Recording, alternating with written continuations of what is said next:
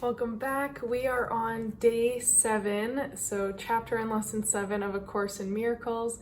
If you are new and you don't know me yet, my name is Kara Michelle. I'm a holistic life coach and a Reiki Master, and I'm here to help you live your truth.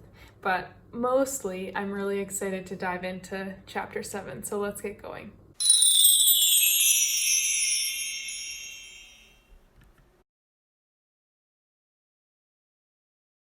So today's chapter is called Distortions of Miracle Impulses, and I really love this chapter as well as this lesson because it's all about the mindset and how our perception is keeping us stuck, and it's also about breaking free from the limitations that we perceive and the limitations we feel are imposed upon us. So one of the things it talks about here is that real pleasure comes from doing God's will, because not doing it is a denial of self. And I've talked about this before, the use of God throughout this book, but the way I like to see that is all real pleasure comes from doing like your true, to me, God's will is like your gift, your calling, your purpose. So when you are doing that, there's no denial of the true self.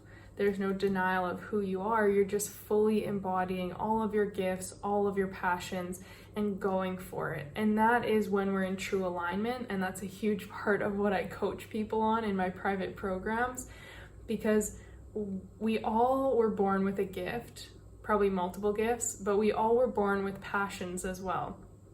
And as kids, we have these big dreams and goals of like, I want to do this, I want to do that, and maybe I can do this. There's no limitation. Our mindset and our drive just has us pulled to certain things. And as we get older, we start to pick up the energies around us, the limitation, the lack, the scarcity, and the fear especially, which is constantly weighing us down and coming after us. And it's from that fear and that scarcity that we start to doubt ourselves and doubt our gifts. And we feel like we're not good enough, and we feel like we can't achieve what it is we truly want. We feel like our dreams aren't important or they're not possible. And we start to play it safe. And it's from this place, this limitation, that a lot of people stay stuck and they deny their true self. They deny their heart, their soul, their passions, and they just go through the life, through the motions, and live a very mundane existence. And it really all comes from that distortion around what is possible and what is available to us. So here it says, denial of the self results in illusions, while correcting of the error brings release from it. When you're denying your true self, you are living in illusion, because you're not seeing your full capability. You're not seeing all the possibilities. You are denying your gifts, and therefore you are keeping yourself held down in this negative cloud of fear and all those things I mentioned before.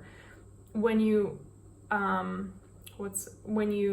correct that error, as it's saying here, you're then stepping in, and it's like the light shines down on you.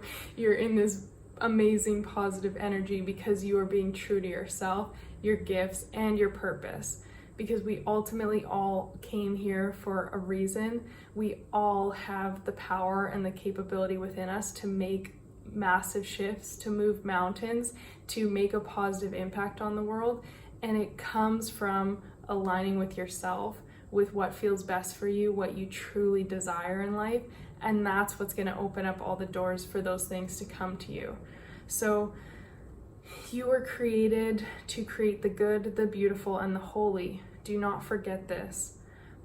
And your body can help you enlarge your perception to achieve real vision, of which the physical eye is incapable. But it's really just saying that it comes from tuning into yourself and your true self in order to really rise up and rise above the fear, the limitation, and start to feel fulfilled, to live out your purpose. And another part it talks about is fantasies and how they are kind of distorted from your vision. And I find, and it's about twisting perception into unreality. And I find this one a little bit more confusing, and maybe that's just because I am a dreamer and I am pretty much always living in the clouds with my visions and my ideas and my own fantasy of what I want to experience or what I want to call into my life. But I do like the sense of it's saying fantasy is an attempt to control reality according to false needs.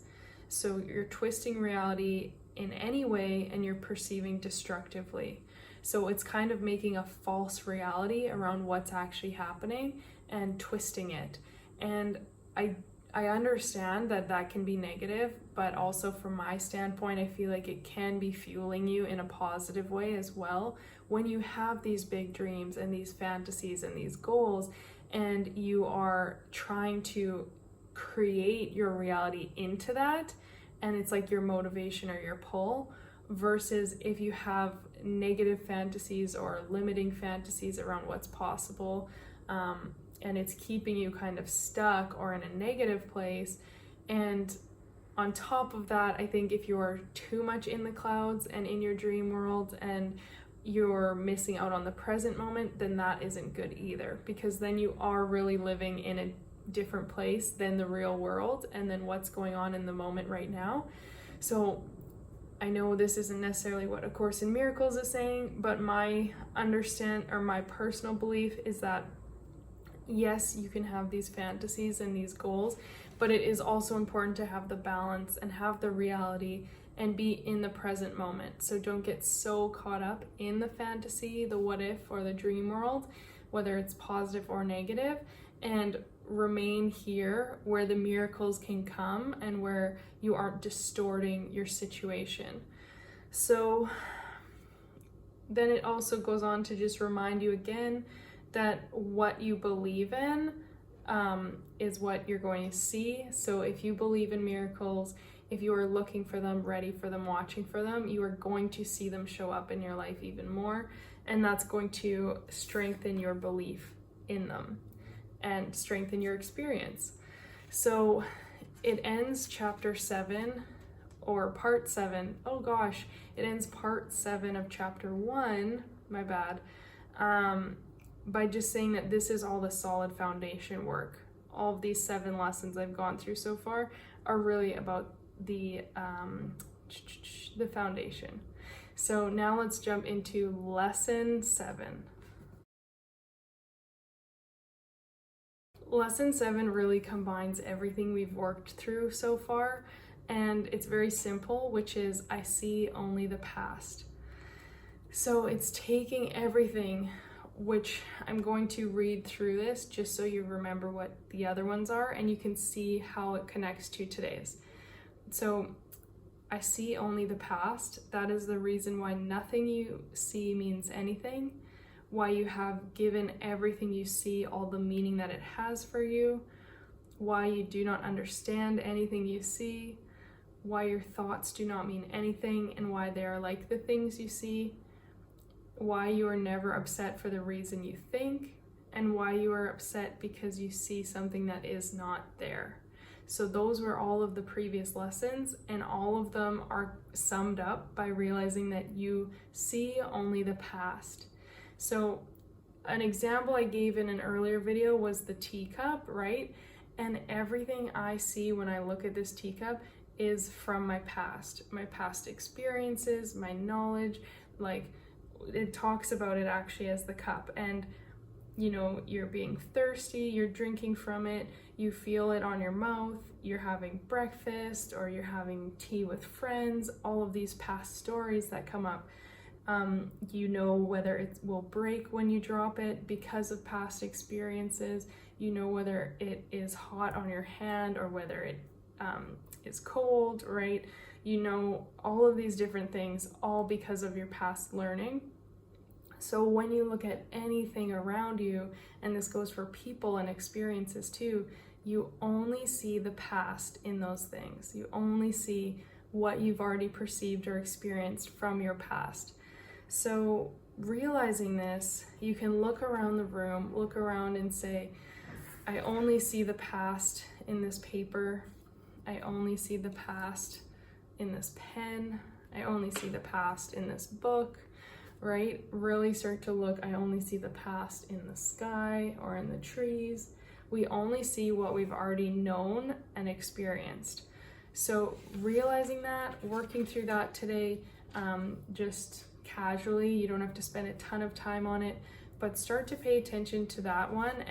And same thing, if you get in a fight with someone or an argument, realize you only see the past. You're bringing up all of these past stories and experiences for this one event and applying that to what's going on now, instead of looking at it with clear, bright new eyes. And that's where a lot of spiritual teachers talk about, like, living life like a newborn child with these new eyes that haven't seen anything before, because you're creating a new perception each time instead of carrying years of perception with you. So that will be very helpful for you. Give it a try. Let me know in the comments if you resonated with this one, if you can understand and you see like this major connection going on right now between your past and how you perceive things.